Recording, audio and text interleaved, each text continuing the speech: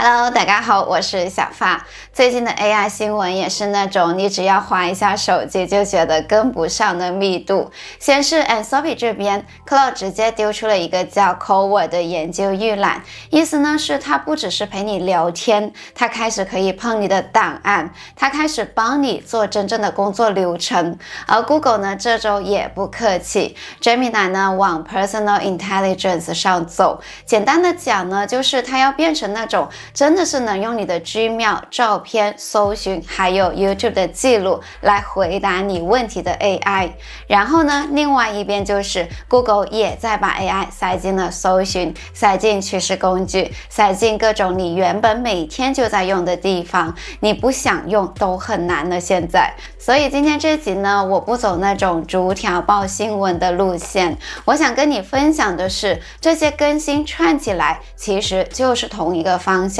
AI 不再只是回答你，它开始要替你动手，替你记住，替你做决定了。那就先从 Anthropic 这个 Coward 开始，我觉得它好看的点不是它又变强了，而是它把 Claude 从聊天框拉到一个更现实的位置，它开始呢能在你的电脑上去处理事情了，而且它现在的定位其实是很直白的，就是把原本比较偏工程师在用的那种 Claude Code 工具链思维往一般的工作者推过来了，你不用写指令，不用懂得终端机，你用人的方式去讲，我想要完成什么什么，然后呢，他就去把步骤给跑完了。不过呢，我也要讲清楚一点，就是这种让 AI 碰你档案，其实同时有两种感觉，一半呢是爽，一半呢是怕。爽的是呢，它真的是可以做那种你每天会拖延的杂事，整理资料夹，把一堆截图抓出重点，把零散的内容整理成文件，这种等等。怕的呢就是 AI 一旦能动你的档案，最怕的不是它做不到，而是它做错了还以为自己做对了，那我们能怎么办呢？所以 Anthropic 呢在官方教学里面呢就有一个我觉得很关键的设计， Coward 需要你先指定它能看的资料夹，而且呢它在要写入修改档案之前，它会先问你你要不要同意，它不是想改就改了。这个设计其实呢就透露一件事， Anthropic 自己呢也知道，真正让人敢用的 AI 助理不是最自动的，而是最令人可控的。当然就算他会问你，也不代表完全没有风险哦。The Verge 的报道呢就提到了 Anthropic 自己也提醒了大家，如果你给的指令不清楚，它有可能做出你不想要的操作，甚至呢可能误删，或者呢是帮你乱去整理。所以官方呢建议你一开始呢先只给他一个小资料夹，重要的档案呢要备份好。这一点我觉得反而很诚实，因为它跟我们平常用 AI 最大的差别就在这里。以前 AI 讲错，你顶多笑一笑，再重问一次就好了。现在 AI 一旦动手，错一次呢，可能就会是一个灾难。所以我自己的观点就是 Coward 这种东西最适合的不是一次交出全部工作，而是先从那种你本来就会备份，就算做坏也可逆的流程来开始。例如帮你整理下载的资料夹，把一堆图片呢分类，把会议资料整理成一份报告初稿，这些功能它更像呢是让你把最耗时间但是呢又最没价值的点击先交出去，先把你的时间呢救回来。而如果你问我这到底代表什么，我觉得它代表的是2026这波 AI 的主战场已经不是谁讲的漂亮，而是谁能接上真实的工作流程，而且呢是让人敢把权限给交出去的。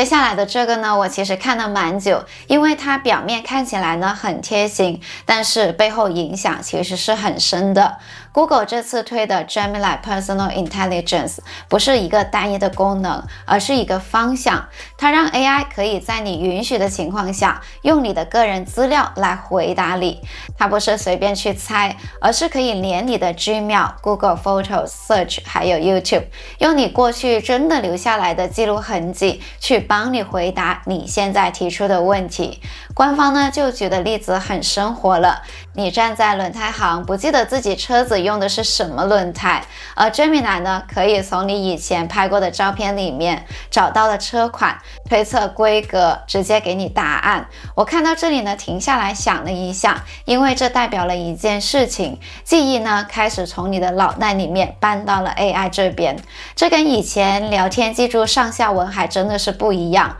这是 AI 开始拥有你人生的索引。你不是在教它新东西，而是它本来呢就知道你。Google 一直在强调这是你自己选择开启的，资料呢不会拿去做训练模型什么的，你也可以随时去关掉这个功能。但是我自己的观点就是，这类功能一旦变成了日常，关不关呢就会变成一件不太现实的选项，因为你会习惯那个 AI 比你更记得你自己的状态。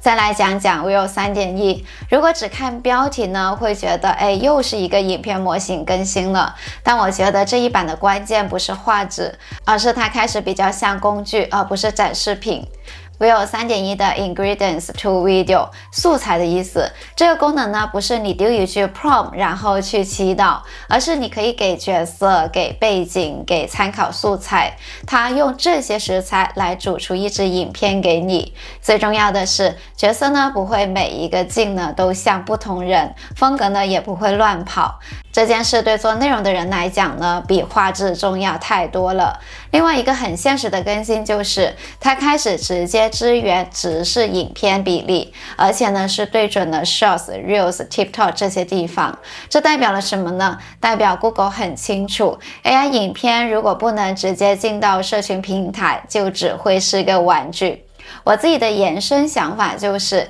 影片生成的战场正在从谁最神变成了谁最神你的时间。只要你能少修、少补、少重来，那这个模型呢，它就赢了。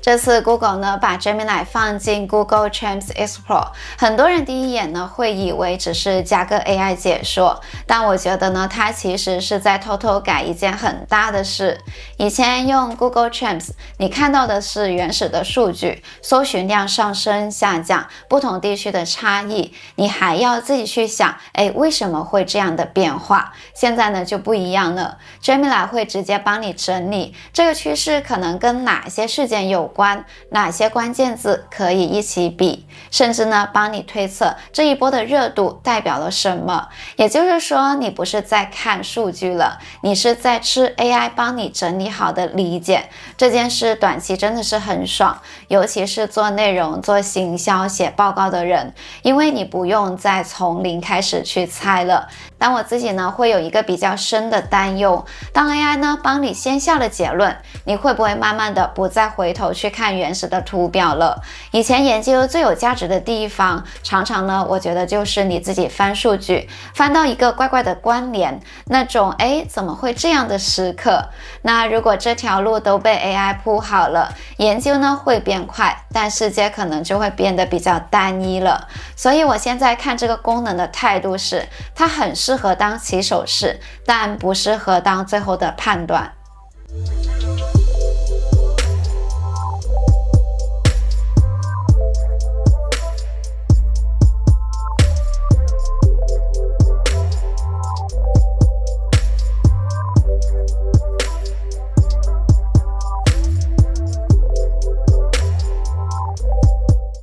这一段呢，我想先把事情讲白一点，因为这个名词真的是很容易把人吓跑。Google 呢，这里讲的是 Agentic Commerce， 你可以先完全不要管英文，你只要记住一句话就好。以后呢，你可能不是自己逛电商了，是叫 AI 帮你把东西买好。我们先回到呢，现在大家熟悉的状况，你想要买一副蓝牙的耳机，你会怎么去做呢？首先打开电商平台，搜寻，看价格，还有看评价，比较几个品牌，然后在那边犹豫半小时，最后再下单。而 Google 现在想推的是另一种流程，你只要跟 AI 说一句，我要通勤用，不要太吵，预算3000左右的。AI 呢不是丢给你一堆链接，而是自己去帮你看规格、比价格、看库存，最后呢直接跟你说，我帮你选了这一款，你要不要买？重点来了，你看到的不是全部选项，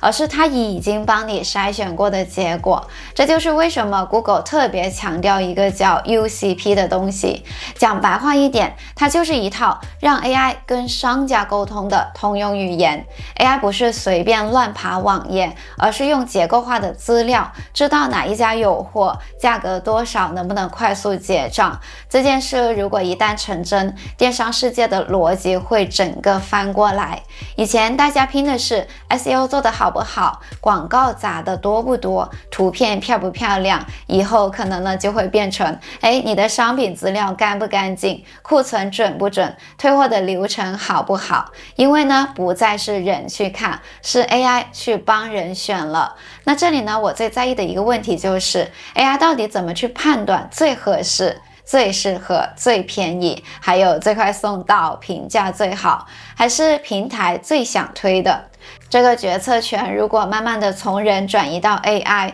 后面呢一定是会出现争议的，而且还不只是商家会吵，监管呢也一定会介入。所以我会说 Agentic Commerce 呢不是一个新的功能，它是在重新决定未来谁会站在交易入口的位置了。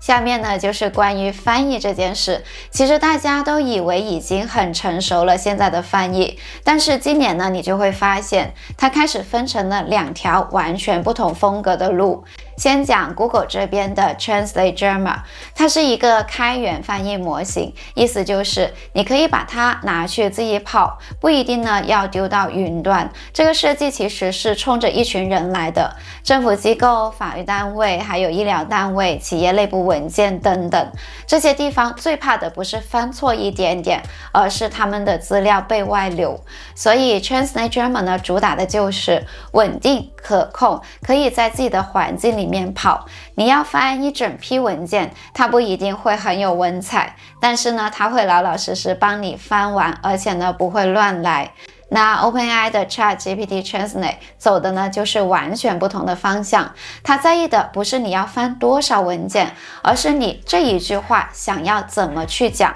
举个很实际的例子吧，你要写一封英文客服信，你不是只要翻对不对？你是要翻的不失礼，但是呢又很有底气，甚至还要看起来不像是机器人。这种时候 ChatGPT 会很好用，因为呢你可以跟他说这一段帮我翻的委婉一点，那一段呢帮我翻得强硬一点，所以我现在呢会把翻译分成2种用法，一种呢是大量处理不要出事的，一种呢是少量输出但是语气要对的。这2条路未来不会互相的取代，而是各自呢吃掉不同的工作。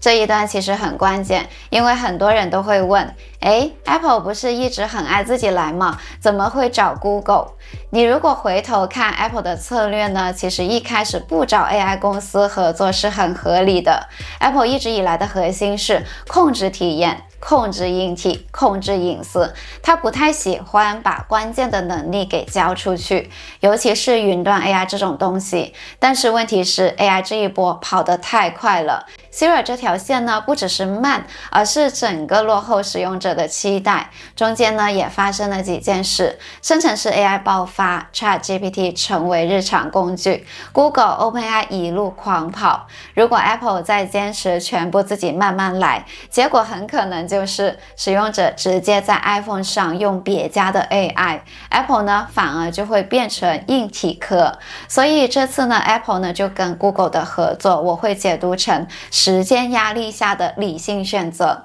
Apple 负责专制端、隐私、体验， Google 呢提供成熟的模型能力。这代表未来你用 iPhone 呢，背后可能跑的 AI 呢，可能不只是一套，而是根据你的任务来去切换了。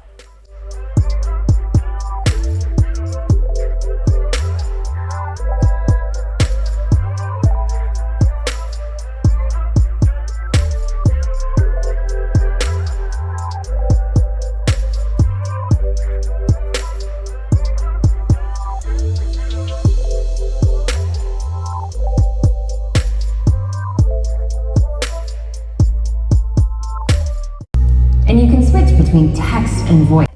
接下来这一段呢，我先把主角给大家讲清楚。Cerebras 是谁？Cerebras 呢是一家做 AI 晶片的公司，但它跟 NVIDIA 的路线是很不一样的。NVIDIA 是用很多颗 GPU 串起来，像一整个军团在跑任务。Cerebras 呢就是做一颗超大单晶片，它把很多东西塞在同一片上。这种设计的好处是什么呢？延时低，反应快。也就是说，当 AI 需要立即回应的时候，这种架构呢就特别会有优势了。以前 Cerebras 的客户呢，多半就是研究机构、学术单位，还有国防相关的，用在大型的研究啊、模拟啊、训练上面。但是这次 OpenAI 跟 Cerebras 的合作，重点不在研究了，而是在产品。意思呢就是这不是拿来跑 demo 的，而是在撑真正使用者量的服务。那为什么这件事我觉得比较重要了？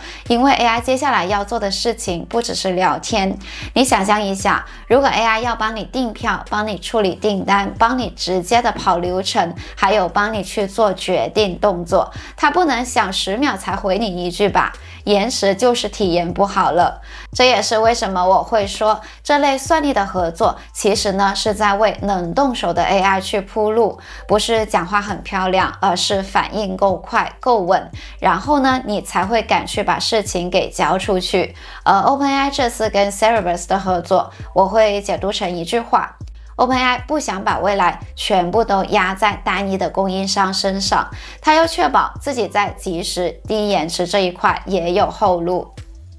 OpenAI 呢最近还做了一件事，把3位研究员从一间叫 Thinking Machines 的新公司挖回来。那这间公司是做什么的呢？ Thinking Machines 呢是 Miraty 创立的。那这个 Miraty 他是谁？他是 OpenAI 的前 CTO， 也是实际负责 GPT-4、ChatGPT 这一整条产品线的人之一。也就是说，现在大家每天都在用的很多东西，他都参与过最核心的决策。他离开 OpenAI 自己出来创业之后，方向其实也不是做产品，不是做聊天机器人，而是回到比较长期的研究问题，像是推理能力、模型结构，还有 AI 怎么去理解世界这种东西。那问题来了， OpenAI 为什么要把人挖回来？原因其实也很现实。在 AI 这个产业里面，研究方向一旦走错，不是慢一点，是可能会慢2到3年，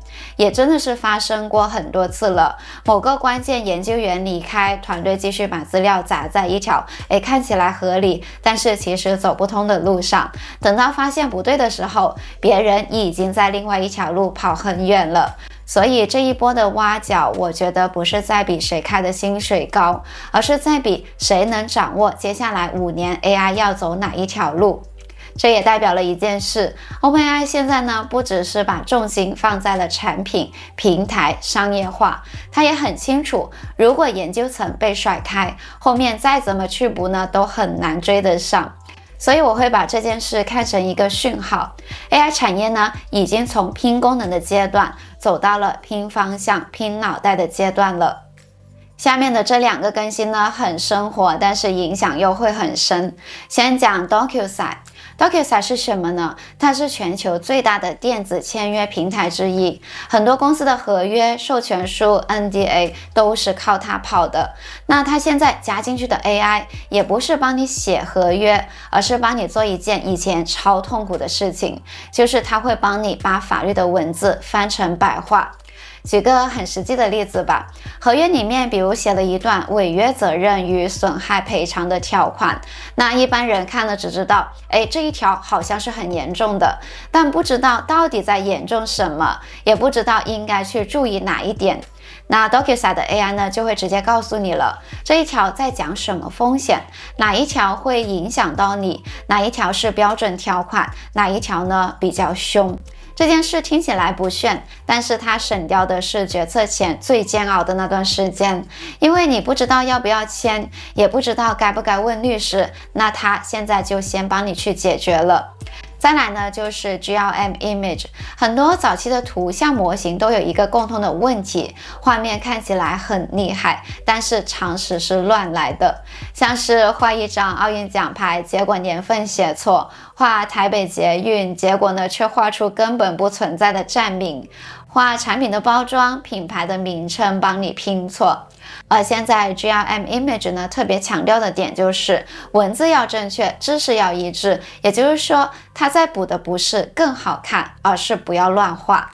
这2个更新放到一起，其实在说同一件事， AI 正在吃掉一大块以前需要人，但其实要花很多时间的工作，不是专业判断的核心，而是中间那一层，整理、确认、对照、解释。所以未来很多工作的重点可能不再是我会不会做这件事，而是我知道哪些地方该让 AI 去做，哪些地方一定要自己把关。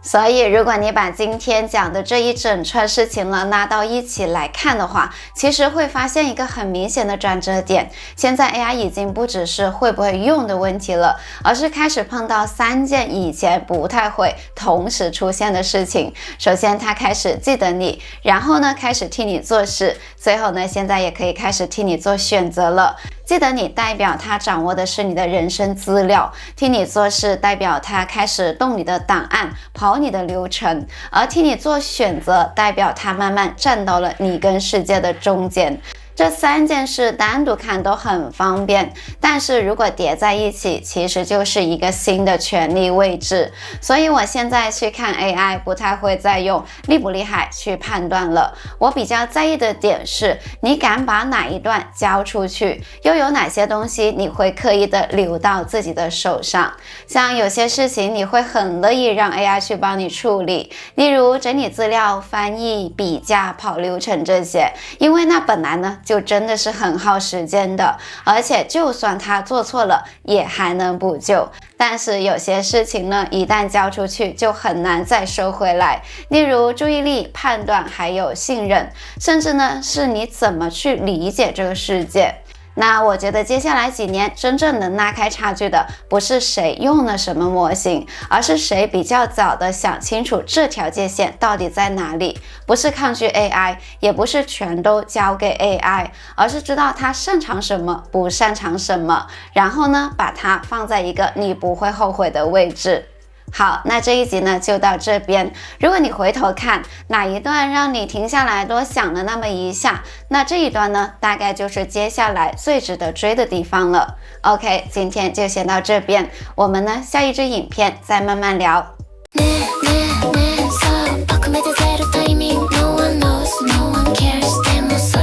気持ちいい嘘な手の布早すぎない Breath pick up again Wait 適当なボイスメモ見越しんで残ってるまた後でって言って